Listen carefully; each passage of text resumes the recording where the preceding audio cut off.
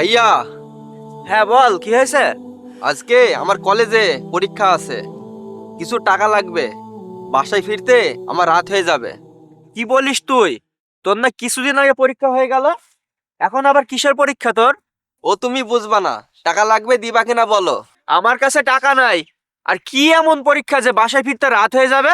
তোমার টাকা লাগবে না, তুমি থাকো, আমি কলেজে গেলাম। ব্যাপারটা কি? ওর মুখে কখনো পড়ার কথা শুনি না, আবার আজ হঠাৎ পরীক্ষার কথা বলছে, আবার এত সকাল সকাল চলে গেল।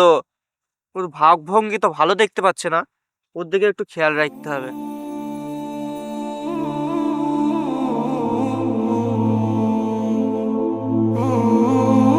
যাই, পুকুরটা একটু দেখে আসি গিয়ে। অনেকদিন যাওয়া হয়নি, পুকুরটার কি অবস্থা দেখি গিয়ে। সুমি, তুমি কেমন আছো? আজকে তো 14ই ফেব্রুয়ারি। আজ তোমাকে নিয়ে সারাদিন ঘুরবো ফিরবো। তুমি আর যা কিছু খেতে চাবে তোমাকে সব কিছু খাওয়াবো। আর তোমার জন্য স্পেশাল কিছু গিফট আছে। আরে জান, আমি তো তোমাকে অনেক ভালোবাসি। কে ভাইয়া? আরে দূর, ভাইয়া কিচ্ছু বলবে না। ভাইয়াকে বলেছি আজকে বাসায় ফিরতে আমার অনেক রাত হবে। আর আমাদের গ্রামে নতুন একটি পার্ক হয়েছে, সে পার্কে আজ তোমাকে নিয়ে ঘুরতে যাবো জান। কি রে সাজিব, এই তোর কলেজে পরীক্ষা দিতে যাওয়া? আর এতক্ষণ কার সাথে কথা বলছিলি তুই ফোনে? বন্ধু, তুই কলেজে আয়, আমি যাচ্ছি। আর সাজেশনগুলো অবশ্যই নিয়ে আসিস, কেমন? ভাইয়া, আমি আমার বন্ধুর সাথে পরীক্ষার বিষয়ে কথা বলছিলাম।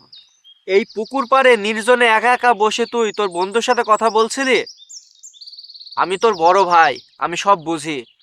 আল্লাহকে ভয় কর, আর এই বেহায়া দিবস থেকে নিজেকে হেফাজত কর। ভাইয়া, তুমি সবসময় একটু বেশি জ্ঞান দাও। আমি তো আমার ভালো মন্দ বুঝি। 14ই ফেব্রুয়ারি তো আমি কি করব? আমি তো কলেজেই যাচ্ছি। ভাইয়া, আমার কলেজের সময় হয়ে যাচ্ছে, তুমি থাকো, আমি গেলাম। হায় আফসোস, আল্লাহ তুমি তাকে হেদায়েত দাও। সুমি, তুমি আমাকে ভুল বুঝছো। পাশে ভাইয়া ছিল বলে ফোন কেটে দিয়েছিলাম। সামান্য বিষয়ের জন্য আমাদের 2 বছরের সম্পর্কটাকে নষ্ট করে দেবে? ঠিক আছে, তুমি যা ভালো মনে করো। ভালো থেকো, বাই।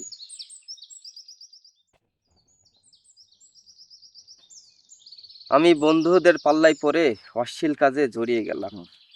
আসসালামু আলাইকুম। ওয়ালাইকুম আসসালাম। সজীব, এই নির্জনে বসে তুমি একা একা কি করছো?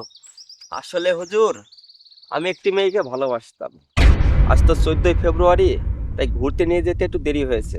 তাই দেখে সে আমাকে ব্রেকআপ করে দিয়েছে। নাউজুবিল্লাহ, আস্তাগফিরুল্লাহ। সজীব, এই দিবস কোথায় থেকে এসেছে তুমি কি জানো? এটা হচ্ছে পশ্চিমা ও সেকুলারদের কালচার। তুমি মুসলিম হয়ে এই দিবস কি করে পালন করো? আল্লাহ তাআলা বলেন, তোমরা জিনা ধারের কাছেও যেও না। অবিবাহিত জিনাকারী শাস্তি 100 বেত্রাঘাত ও দেশান্তর। আর পরকীয়া জিনাকারী শাস্তি হচ্ছে পাথর নিক্ষেপ করে তাকে মৃত্যুদণ্ড। যেখানে অবৈধ মিলামেশাকে হারাম করা হয়েছে, সেখানে তুমি কিভাবে দিবস পালন করে অবৈধ সম্পর্ক রাখো?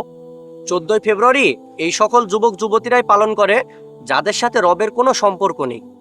আর এ সকল দিনের সাথে মুসলিমদের কোনো সম্পর্ক নেই। ভালোবাসার জন্য নির্দিষ্ট কোনো দিন লাগে না। সাজিব, মুসলিমদের জন্য 2 ঈদ ছাড়া বিশেষ কোনো দিবস নাই। আর 14ই ফেব্রুয়ারি পালন করা মুসলিমদের জন্য হারাম। হুজুর, আমি আল্লাহর ভয়ে এগুলো সব ত্যাগ করলাম, আর হারাম সম্পর্ক থেকে আল্লাহর ভয়ে ফিরে আসলাম। যে সকল অভিভাবকরা তার স্ত্রী সন্তানদের প্রশ্রয় দেয় তারা হচ্ছে দায়ুস। আর দায়ুস কখনো জান্নাতে যেতে পারবে না এবং জান্নাতে সুঘ্রাণও পাবে না। সজীব, তাই এখনো সময় আছে, তওবা করে আল্লাহর দিকে ফিরে এসো ভাই। আমি তওবা করছি, এই সকল অশ্লীল কাজের সাথে আমি আর কখনো জড়িত থাকবো না। আমিন, আল্লাহ তোমাকে কবুল করুক। চলো যাই। রাসূলুল্লাহ সাল্লাল্লাহু আলাইহি ওয়াসাল্লাম বলেছেন, লজ্জাশীলতা ঈমানের অংশ।